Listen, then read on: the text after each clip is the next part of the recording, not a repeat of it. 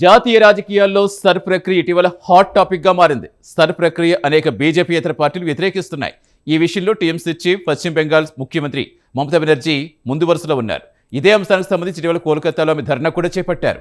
ఈ నేపథ్యంలో సర్ ప్రక్రియను chief election commissioner Gyanesh Kumar సమర్థించారు. ఓటర్ల జాబితా నుంచి అర్హత కలిగిన ఏ ఒక్క ఓటర్ పేరు తొలగించే ప్రసక్తి లేదని ఆయన కుండబద్దలు కొట్టారు.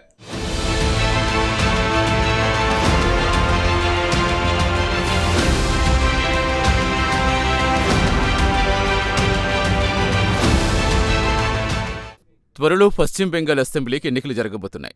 ఈ నేపథ్యంలో ఎన్నికల సన్నద్ధత పరిశీలించేందుకు chief election commissioner Gyanesh Kumar నాయకత్వంలో ఒక ప్రతినిధి వర్గం తాజాగా పశ్చిమ బెంగాల్లో పర్యటించింది. ఈ సందర్భంగా సర్ ప్రక్రియను chief election commissioner Gyanesh Kumar సమర్థించారు. అంతేకాదు, ఓటర్ జాబితా నుంచి అర్హత కలిగిన ఏ ఒక్క ఓటర్ పేరు తొలగించే ప్రసక్తి లేదని కుండబద్దలు కొట్టారు.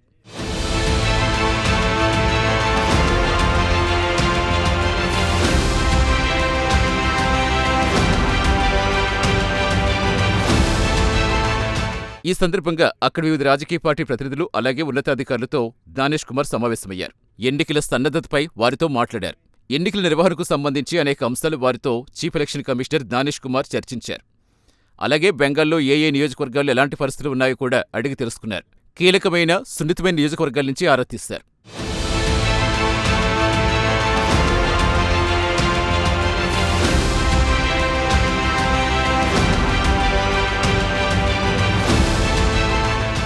ఆ తర్వాత మీడియాతో మాట్లాడుతూ వివాదంగా మారిన ఓటర్ జాబితా సమగ్ర సవరణ ప్రక్రియ గురించి ప్రస్తావించారు.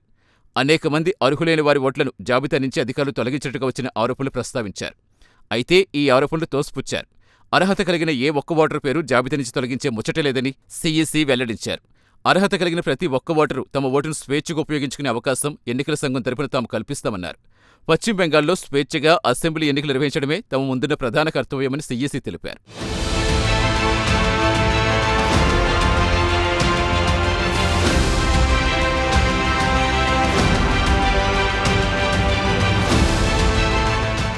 ఈ సందర్భంగా ఓటర్ జాబితా సమగ్ర సవరణ ప్రక్రియ గురించి వివరించారు.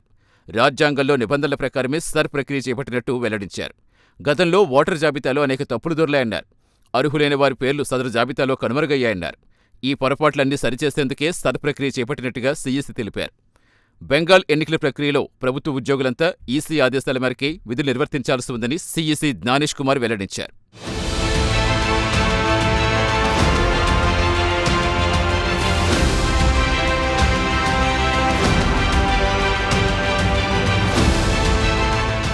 కాగా బెంగాల్లో ఎన్ని దశల్లో అసెంబ్లీ ఎన్నికలు జరుగుతాయన్న ప్రశ్నకు బదులిచ్చారు.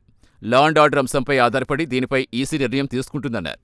ఎన్నికల డ్యూటీల్లో ఉన్న ఉద్యోగులపై రాజకీయ నాయకులు ఎలాంటి బెదిరింపులకు పాల్పడినా సహించేది లేదని సీఈసీ కుండబద్దలు కొట్టారు. ఇలా బెదిరింపులకు పాల్పడే రాజకీయ నాయకులపై చర్యలకు తాము సిఫార్సు చేస్తామన్నారు.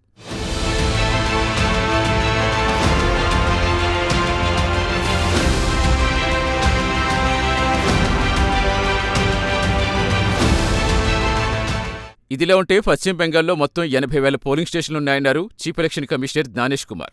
వీటిలో దాదాపు 61,000 పోలింగ్ స్టేషన్లు గ్రామీణ ప్రాంతాల్లో ఉన్నాయన్నారు. కాగా ఈసారి అన్ని పోలింగ్ కేంద్రాల్లో వెబ్ కాస్టింగ్ పకడ్బందీగా అమలు చేస్తామన్నారు సీఈసీ. ఓటింగ్ ప్రక్రియలో పారదర్శకత పెంపొందించడమే వెబ్ కాస్టింగ్ ప్రధాన ఉద్దేశమని జ్ఞానేష్ కుమార్ వెల్లడించారు.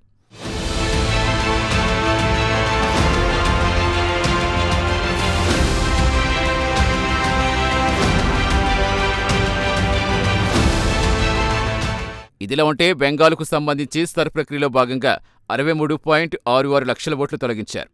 63.66 లక్షల ఓట్లు తొలగించడం అంటే చిన్న విషయం కాదు. దీనిపై కేంద్ర ఎన్నికల సంఘానికి వారి కారణాలు, వారి ప్రాతిపదికలు వారికుండొచ్చు. ఇప్పటికే సర్ ప్రక్రియపై టీఎంసీ అధినేత్రి పశ్చిమ బెంగాల్ ముఖ్యమంత్రి మమతా బెనర్జీ యుద్ధం చేస్తున్న విషయం తెలిసిందే. ఈ నేపథ్యంలో ఏకంగా 63 లక్షలకు పైగా పేర్లు ఓటర్ జాబితా నుంచి తొలగించడాన్ని ఒక ఆయుధంగా మమత చేసుకున్నారు. ఇదే ఆయుధంతో మరో 2 నెలల్లో జరిగే అసెంబ్లీ ఎన్నికల్లో ప్రచారం చేసేందుకు రెడీ అయ్యారు. ఇదే అంశంపై ఇటీవల కోల్కతాలో మమతా బెనర్జీ ధర్నా కూడా నిర్వహించారు.